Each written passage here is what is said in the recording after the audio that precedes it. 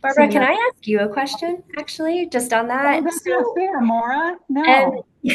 well, you talked about, your climate risk strategy, but how much is that, or should that be separate and apart from the overall business strategy? Like where is it like appropriate to think about it as like integration versus something that's on a standalone basis? Well, I think, it all starts with a messaging around it. I think it's all separate and it's all, for example, some companies started in compliance and that's where they still are. And now they've got to bring themselves up to how does this really impact our risk and where the company is going and how we think about the company in a longer term.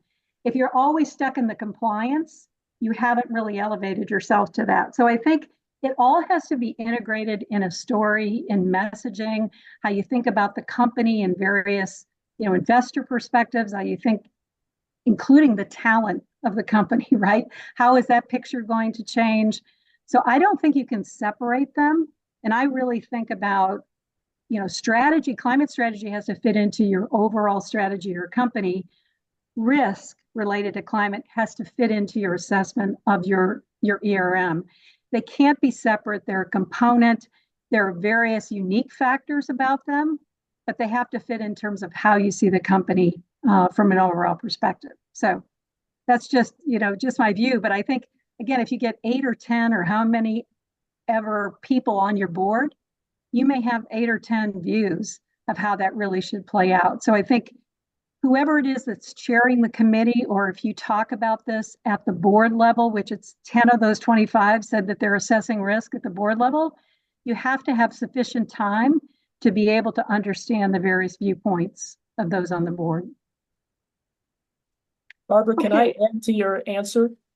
Because I think it's really, I think this is an essential issue here, and I think this is actually a management issue significantly as well.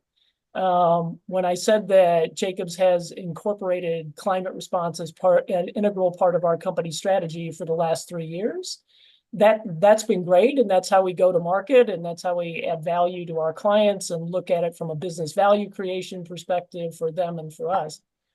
But we also actually have to incorporate that into how are we as a corporation going to go forward and engage with the going forward thinking of evolving this company from a business continuity perspective and an overall growth perspective. And it is that transition in discussions with management, and then again with management with our board, that I actually think that what the SEC rule is going to cause is going to actually help that conversation get unlocked sooner rather than later, because it's been one that we haven't really gotten across the transom yet necessarily from unlocking and integrating that, even in a company that's been dealing with this way for a couple of years. Yeah, no, I agree. I mean, same with, I'm on the board of McDermott, and same thing we're talking about is what are we actually doing to serve the energy transition. And it's interesting how people define that various ways, but, serving those markets and being able to say, how do we really see the risk based on what we're doing today versus what we will do in the future?